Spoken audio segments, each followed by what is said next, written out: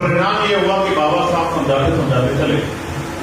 उनके रुके हुए काम को माननीय काशीराम साहब ने जिम्मेदारी के तौर पर लिया और घर घर जाके लोगों को समझाया कि वोट की रक्षा बहन बेटी की रक्षा करनी है, वोट को बेचना नहीं है, वोट को फेंकना नहीं, जिम्मेदार आदमी को सौंपना। और उसका परिणाम यह हुआ कि लोगों ने वोट की अहमियत को समझा और राजनीतिक शक्ति बनाने का काम किया। उसका उदाहरण मैं भी हूं। मैं तो बिजनौर के लोगों का जीवन भर आभारी रहूंगा, नगीना के लोगों का जीवन भर आभारी रहूंगा कि उन्होंने मेरे जैसे सामान्य परिवार के व्यक्ति को भी लोकतांत्रिक शक्ति के जरिए अपनी वोट की ताकत के जरिए लोकसभा में भेजने का काम किया। नगीना इस बात का उदाहरण है कि एनडीए अलायंस और इंडिया अलायंस ने एडी चोटी का जोर लगाया, लेकिन यहां के लोगों ने समझदारी दिखाई तो भारतीय जनता पार्टी को भी सबक सिखाने का काम किया और ये भी बताने का काम किया, जो लोग हमारी वोट को पैरों की जूती समझते थे उनको ये बताने का काम किया कि हम लोग बेवकूफ नहीं है। अगर आप हमारी आवाज नहीं उठाओगे तो आपकी लड़ाई को, अपनी लड़ाई को लड़ने के लिए हम किसी दूसरे व्यक्ति को भी तैयार कर सकते हैं। ये आंखें खोलने का काम नहीं।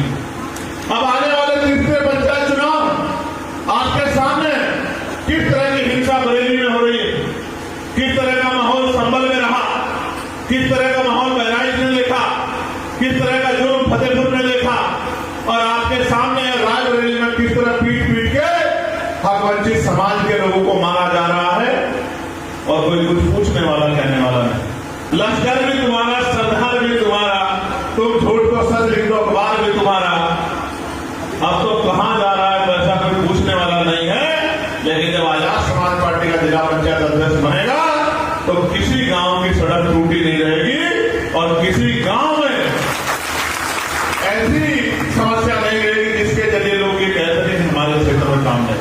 जब राजतंत्र था तो लाठी, गोली, बंदूक, तोप, तलवार से राज बदलते थे, लेकिन जब भारत में 26 जनवरी 1950 को भारत का महान संविधान लागू हुआ तो ये सुनिश्चित हुआ कि रानी के पेट से राजा जन्म नहीं लेगा, राजा जनता की वोट से तैयार होगा, बैलेट वोट से तैयार होगा।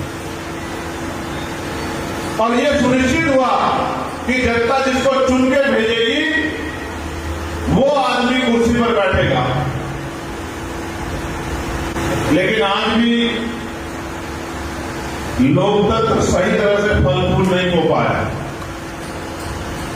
इसलिए फल फूल नहीं पाया है कि जब बाबा साहब अम्बेडकर वोट का अधिकार दिला रहे थे तो सत्ता में बैठे लोग भी उसके खिलाफ रणनीति बना रहे थे।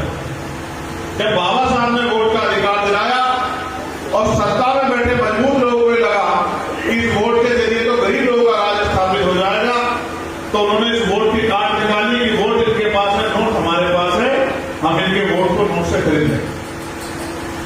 बाबा साहब इस भोले भाले समाज को समझाते समझाते थक गए कि अब अमीरों का राज नहीं रहेगा, गरीबों के हाथ में ताकत आएगी। लेकिन भोला भाला समाज अपने पेट की लड़ाई लड़ता रहा, रोटी रोजी की लड़ाई लड़ता रहा और परिणाम यह हुआ कि बाबा साहब समझाते समझाते चले।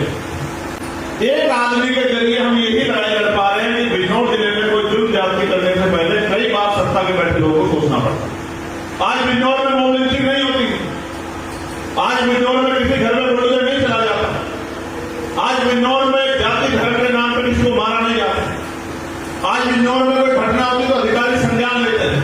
कोई अधिकारी गलत काम करता है, नूरपुर इसका उदाहरण है कि एक निर्दोष बच्चे को जेल भेजने का काम किया गया था, कोशिश की गई थी, उस अधिकारी को सस्पेंड होना पड़ा था। ये इस बात का उदाहरण यहाँ के लोग जानते हैं। चाहे गुजरात की समस्या हो, आपने देखा धरने के बाद और रात वहां बिताने के बाद कितने गुंडार पकड़े गए और कितने लोगों की जान से कोई ऐसा मामला नहीं है कि जिस कार्य में यहां शक्ति बनाने के बाद हम लोग आगे नहीं बढ़ रहे हैं। लेकिन मैं आपका ध्यान आकर्षित कुछ किसी और बात पे करना चाहता हूं। हो सकता है हमारे लोगों का ध्यान छोटे मोटे पद, छोटे मोटे साधन पे हो सकता है, लेकिन मेरा ध्यान छोटे मोटे पद शासन पे नहीं, क्योंकि मैं डॉक्टर बाबा साहब अम्बेडकर को, फूले साहू को मानने वाला व्यक्ति हूँ, बाबा माननीय काशीराम साहब को मानने वाला व्यक्ति हूँ, हजरत उमर को मानने वाला व्यक्ति हूँ, हजरत अली को मानने वाला व्यक्ति हूँ। मैं न्याय पसंद समाज की बात करता हूं, तो मैं मानता हूं कि मेरा ध्यान अगर है तो वो इस बार का जो बजट था उत्तर प्रदेश का 8,08,736 करोड़ रुपए उसकी तरफ, मेरा ध्यान 5 करोड़ की निधि की तरफ नहीं है। निधि की तरफ होता तो मैं यही बिजनौर में रहता, एक सेकंड भी बिजनौर से पैर बाहर नहीं रखता। लेकिन पैसा और ये साधन मेरे लिए मायने नहीं रखते हैं। मेरा ध्यान अगर है तो उस 8,08,736 करोड़ रुपए की तरफ है जो इस प्रदेश का बजट है। और लोकतांत्रिक व्यवस्था ये कहती है कि बजट वो बनाएगा जिसका राजकाज होगा। बिजनौर के लोगों, उत्तर प्रदेश के लोगों जिनका राजकाज है वो बजट बना रहे हैं और बजट को लागू कर रहे हैं। और इतिहास गवाह है, आप उठा के देख लो कि आपके हिस्से में कोड़ियां नहीं आ रही। आज उत्तर प्रदेश के किसी गांव में चले जाओ, सड़कें टूटी हुई हैं, जगह जगह पे बिजली के तारों में गरीबों के घरों को घेर रखा है, जान पे आफत बनी हुई है, तमाम तरह की मुसीबतें, कहीं गुलदार है, कहीं भेड़िया है, कहीं चोर लुटेरे घूम रहे हैं। और तमाम तरफ से अधिकारी कर्मचारियों के पास जाओ तो वो जाति धर्म सत्ता का प्रभाव देकर कार्य करते हैं। मेरा ध्यान है तो इस तरफ कि 8,08,736 करोड़ रुपए गरीबों के हिस्से में कैसे आए, बिजनौर के लोगों के हिस्से में कैसे आए, इस क्षेत्र के हिस्से में कैसे आए। अगर सत्य जो पैदा हो उसको जाना पड़ेगा। तो हम किसी चीज से कितना प्रेम करें, लेकिन एक समय के साथ चीजें नष्ट होती है, तो जो पैदा होता है उसको जानना पड़ता है कि साल हमारे बीच से चले। लेकिन दर्शक का विषय इसलिए है कि जो वो करना चाहते थे अभी देश में वो नहीं हो पाया। अभी हमारे देश में मानवतावादी राज स्थापित नहीं हुआ। अभी हमारे देश में गरीब, कमजोर, किसान, मजदूर, दलित, पिछड़े, आदिवासी, मुसलमान, जैन, सिख, बौद्ध, ईसाई, इन तमाम लोगों को सामाजिक, धार्मिक, आर्थिक, राजनीतिक आजादी नहीं मिली। आज भी हर जगह पैसे का बोलबाला है, जाति धर्म का बोलबाला है। हर व्यक्ति को जो सम्मान मिलना चाहिए, जो संविधान ने दिया है, वो सम्मान नहीं मिल पा। मैं और मेरे जैसे लाखों करोड़ों लोग देश में इस बात को सोचते हैं, समझते हैं, दिन रात चिंता करते हैं कि संविधान ने तो सबको बराबर वहां का अधिकार दिया था, लेकिन आज भी देश में गैर बराबरी खत्म क्यों नहीं हो रही। इस महत्वपूर्ण विषय पर मुझे आज इस ऐतिहासिक दिन ये कहना है कि जब राजतंत्र था तो लाठी, गोली, बंदूक, तोप, तलवार से राज बदलते थे। लेकिन जब भारत में 26 जनवरी 1950 को भारत का महान संविधान लागू हुआ तो ये सुनिश्चित हुआ कि रानी के पेट से राजा जन्म नहीं लेगा, राजा जनता की वोट से तैयार होगा, बैलेट वोट से तैयार होगा। और ये सुनिश्चित हुआ कि जनता जिसको चुन के भेजेगी वो आदमी कुर्सी पर बैठेगा। लेकिन आज भी लोकतंत्र सही तरह से फल फूल नहीं हो पाया। इसलिए फल फूल नहीं पाया है कि जब बाबा साहब अम्बेडकर वोट का अधिकार दिला रहे थे तो सत्ता में बैठे लोग भी उसके खिलाफ रणनीति बना रहे थे। जब बाबा साहब ने वोट का अधिकार दिलाया और सत्ता में बैठे मजबूत लोगों को लगा कि इस वोट के जरिए तो गरीब लोगों का राज स्थापित हो जाएगा, तो उन्होंने इस वोट की कार्ड निकाली कि वोट इनके पास है, नोट हमारे पास है, हम इनके वोट को नोट से खरीद लें। बाबा साहब इस भोले भाले समाज को समझाते समझाते थक गए कि अब अमीरों का राज नहीं रहेगा, गरीबों के हाथ में ताकत आएगी। लेकिन भोला भाला समाज अपने पेट की लड़ाई लड़ता रहा, रोटी रोजी की लड़ाई लड़ता रहा और परिणाम ये हुआ कि बाबा साहब समझाते समझाते चले। उनके रुके हुए काम को माननीय काशीराम साहब ने जिम्मेदारी के तौर पर लिया और घर घर जाकर लोगों को समझाया कि वोट की रक्षा बहन बेटी की रक्षा करनी है, वोट को बेचना नहीं है, वोट को फेंकना नहीं, जिम्मेदार आदमी को सौंपना। और उसका परिणाम यह हुआ कि लोगों ने वोट की अहमियत को समझा और राजनीतिक शक्ति बनाने का काम किया। उसका उदाहरण मैं तो बिजनौर के लोगों का जीवन भर आभारी रहूंगा, नगीना के लोगों का जीवन भर आभारी रहूंगा कि उन्होंने मेरे जैसे सामान्य परिवार के व्यक्ति को भी लोकतांत्रिक शक्ति के जरिए अपनी वोट की ताकत के जरिए लोकसभा में भेजने का काम किया।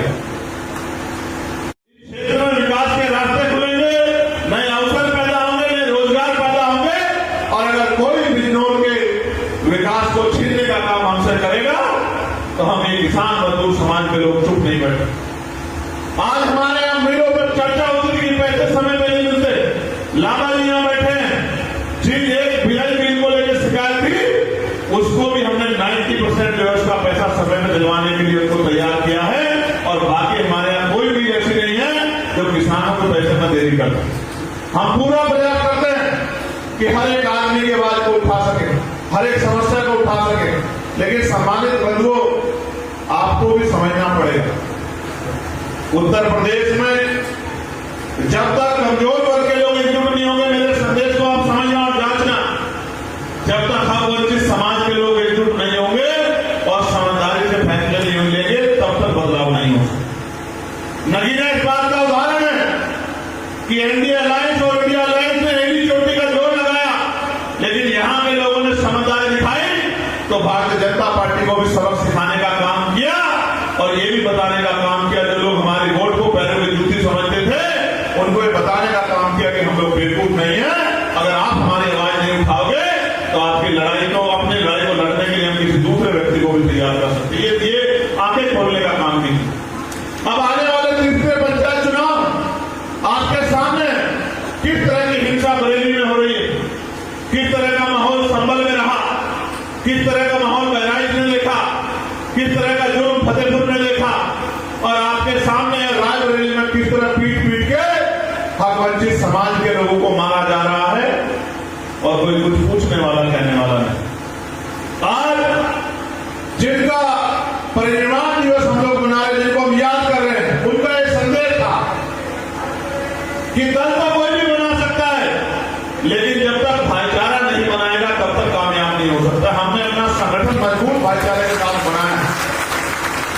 पाल को, प्रजापति को, कश्यप को, सैनी को, मौर्य को, शाक्य को, जाट को, गुजर को, सैन को, विश्वकर्मा को, तमाम जातियों को भाईचारा संगठन बना के जोड़ने का काम किया, किसान जातियों को जोड़ने का काम किया और बहुसंख्यक समाज, दलित मुस्लिम समाज के लोगों को भी मुख्य धारा में लाने का काम किया। मैं आज इस मंच से कहना चाहता हूं, अभी हमारे सामने तीसरे पंचायत चुनाव है और आप जानते हैं सारी की सारी सीटें अगर आप विपक्ष को दे दोगे तो भी विपक्ष में इतनी हिम्मत नहीं कि वो अपना जिला पंचायत अध्यक्ष बनाने, इस बात को आप जानते हैं।